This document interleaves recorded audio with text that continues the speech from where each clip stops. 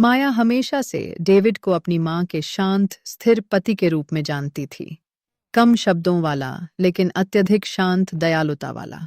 जब उसकी मां ने विदेश में 1 वर्ष के कार्य असाइनमेंट को स्वीकार किया, माया ने माना कि घर खाली महसूस होगा। आश्चर्यजनक रूप से ऐसा नहीं हुआ। डेविड की उपस्थिति ने कमरों को आवाज से नहीं, बल्कि गर्मजोशी से भर दिया। 35 साल की माया कॉलेज और वयस्कता के अज्ञात क्षेत्र में अभी नेविगेट करती, पुस्तकालय की अंशकालिक नौकरी से मुश्किल किराया ढक पाती। हाल ही में टूटे रिश्ते ने उसे भावनात्मक रूप से थका दिया था। एक शाम वह लिविंग रूम के सोफे पर बैठी थी। उसका चेहरा हाथों में दबी था। तुम ठीक हो? डेविड की आवाज नरम लेकिन निश्चित थी। वह दरवाजे में खड़ा था, हाथों में 2 चाय के मग लिए। माया ने थोड़ी सी मुस्कान दिखाई, बस थकी हुई थी। वह उसके बगल में बैठ गया, एक मग को धीरे से कॉफी मेज पर रखा। तुम्हें हाल ही में थोड़ा अलग लगता लगा है। अगर तुम कभी बात करना चाहो, मैं यहाँ हूँ। वो सरल प्रस्ताव बिना किसी अपेक्षा के बोला गया था। उसने जो दीवार बनाई थी उसे धीरे से तोड़ दिया। मैंने सिर्फ फंसी हुई महसूस किया, उसने स्वीकार किया। जैसे मैं वृत्ताकार रास्ते पर चल रही हूँ और कुछ भी स्पष्ट नहीं है। डेविड ने सिर हिलाया। मैं भी वहां रही हूँ। जब मैं तुम्हारी उम्र का था, मैंने सोचा कुछ नया चाहिए और नौकरी छोड़ दी। दरअसल मैं असफल होने के डर से डर गया था। माया ने आंखें झपकी। मुझे यह नहीं पता था, उसने हल्की मुस्कान दी। तुम्हारी माँ हमेशा गली में सामान बेचने वाली रही हैं। उसके बाद के हफ्तों में डेविड की शांत ताकत कुछ ऐसा बन गई जिस पर माया निर्भर हो सकी। वे आधी रात में बचे हुए खाने साझा करते, भूली हुई बचपन की कहानियों पर हंसते, या उन किताबों की बात करते जिन्हें वे दोनों पसंद करते थे। उसने कभी दबाव या न्याय नहीं डाला, बस सुना और बदला। एक ठंडी शाम जब वह खाली फ्रिज के सामने खड़ी थी, वह उसके पीछे प्रकट हुआ। पिज्जा उसने पेश किया, बिल्कुल सही।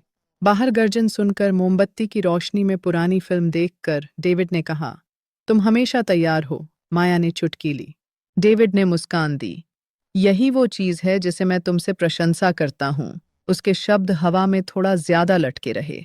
उस रात माया सो नहीं सकी क्योंकि उसके शब्द उसके सिर में गूंजकर उन ठंडी जगहों को गर्म कर रहे थे जिनका उसे पता भी नहीं था।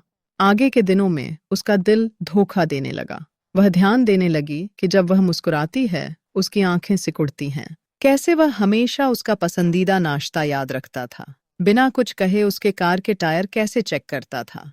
छोटी छोटी बातें, शांत बातें, लेकिन वे मायने रखती थीं। एक रात कपड़े मोड़ते समय उसने खुद को फिर से उसे देखते हुए पाया। उसकी पोली हुई बाजू, हर शर्त के साथ जो नर्म देखभाल वह करता था। तुम शांत हो, डेविड ने उसे झांकते हुए कहा। मैं बस सोच रहा हूँ।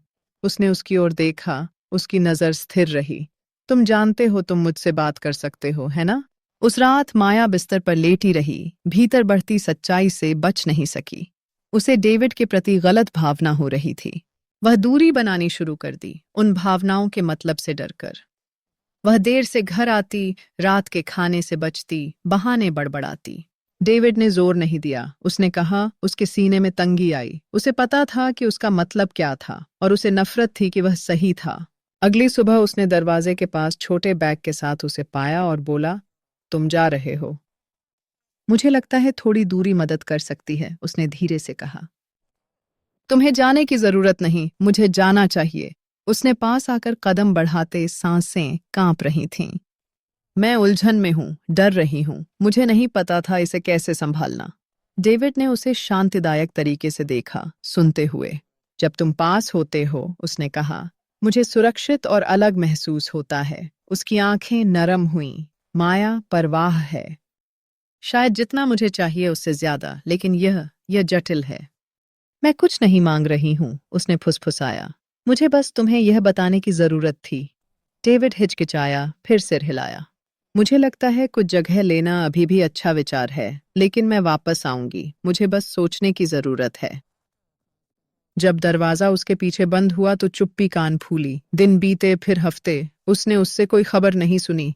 उसने खुद को काम में डुबो दिया, आगे बढ़ने की कोशिश की, लेकिन हर चीज ने उसे उसकी याद दिलाई।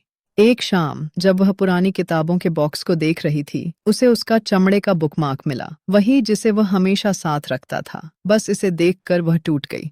संदेश टाइप करते समय उसके कांपते हाथों से लिखा, मुझे तुम्हारी याद है, घर आओ। कोई जवाब नहीं। अगली शाम तक दरवाजे पर दस्तक।